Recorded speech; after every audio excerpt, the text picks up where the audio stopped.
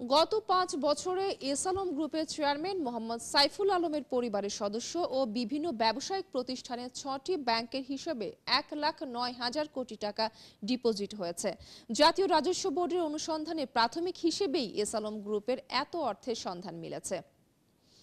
NBR এর তথ্য বলছে, বর্তমানে এসব হিসেবের স্থিতি ২৬,০০০ কোটি টাকা। তবে কিছু ব্যাংকের থেকে এখনও লেনদেনের তথ্য আসছে বিধায় এর পরিমাণ এখনই চূড়ান্তভাবে বলা যাচ্ছে না। এই ব্যাংকগুলো হলো ইসলামী ব্যাংক, এক্সিম ব্যাংক, আল আরাফা ইসলামী ব্যাংক, ফার্স্ট সিকিউরিটি ইসলামী ব্যাংক, ন্যাশনাল ব্যাংক এবং বাংলাদেশ কমার্স ব্যাংক, যার মধ্যে ৫টি ব্যাংকই এর আগে ছিল এস আলম গ্রুপের দখলে। গেল ১৪ই আগস্ট এনবিআর এর অধীন ইনকাম ট্যাক্স জোন ১৫ থেকে ৯১টি ব্যাংক ও ব্যাংক বহির্ভূত আর্থিক প্রতিষ্ঠানকে এস আলম, তার পরিবার এবং তাদের সঙ্গে সংশ্লিষ্ট ব্যবসায়িক সত্তাগুলোর অ্যাকাউন্টের বিস্তারিত তথ্য দিতে বলা হয়। অনুসন্ধানের প্রথম ১ মাসেই এসব হিসাবের মধ্যে বিপুল পরিমাণ লেনদেনের তথ্য খুঁজে পেয়েছে এনবিআর।